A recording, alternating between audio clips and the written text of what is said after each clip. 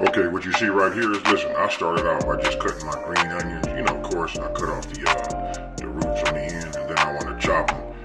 I only use this as an example so you guys can see, just about the size. And also, I put the white part of the green onion inside there also. And then the next thing, you know what I used? I used fresh parsley. If you ask me, my opinion is, I'm sure everybody agrees with this, fresh is just always better. So just fresh parsley.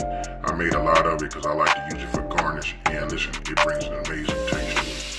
Now here you can just see me, I use this as an example also just to show you, how far I went as far as cooking my bacon. I didn't want to cook it all the way. I still wanted to be, I'm thinking about, the thumbnail, and I'm thinking about, it can be just a little bit crisp and just a little bit soft. Now look, okay, you get your pot. You want to go ahead and pour your chicken broth inside of your pot, and then you want to bring it to a boil. Once you have it boiling, you don't want it to boil too long because you can evaporate, some of your chicken broth will evaporate.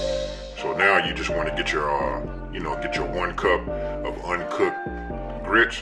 Go ahead and put it in, and then listen, you want to continuously stir them so they don't get too thick on you. You know what I mean? So then go ahead, after you finish stirring them, go ahead and put the top on there, and then you want to let them simmer. I adjusted my heat. Now it's up to you, as far as the texture and how thick you would like for it to be. You can always add some more chicken broth to it.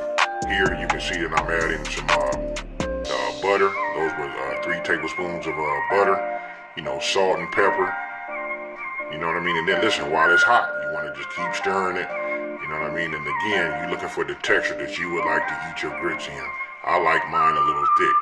And now for the good part. I went ahead and added maybe about a cup of the shredded cheese inside of the grits. You know what I mean? You just want to stir it around, let the heat, melt it, let it, thicken up. You can see the color right there, kind of starting to change.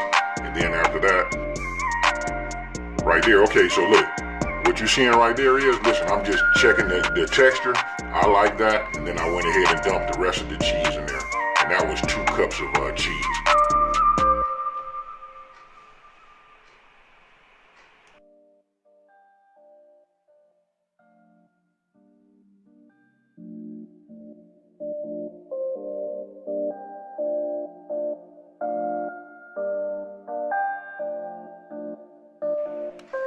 Once you got everything, mixed, your butter, salt and pepper, cheese, and your grits, and everything is just right, go ahead and cover them, set those to the side. Go ahead and get the pan that we made our bacon in, and we're going to use that same bacon grease, that delicious flavor. That's what we're going to fry our shrimp in.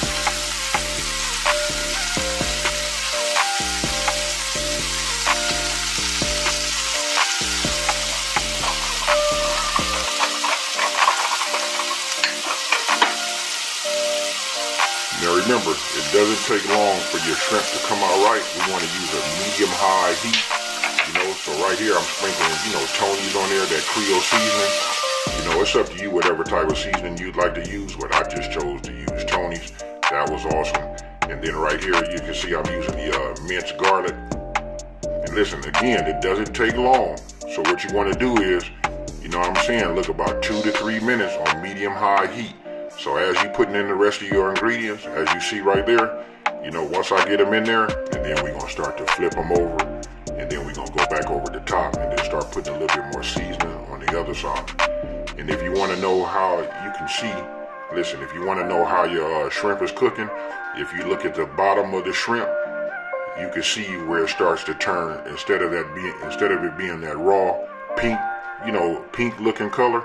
What it does is it starts to turn white, and as it gets all the way almost to the middle of it, that's when I flip them over. You do not want to overcook your shrimp because it can become rubbery and just, they're just too chewy. But listen, when they're done right, this right here, hands down, if you guys know anything about me, I can just tell you, you can stick your hand out and just drop the mic. Look at this presentation right here. This is what you're looking for. It's seasoned just right, cooked just right, and that's it. And right here, now it's time to plate.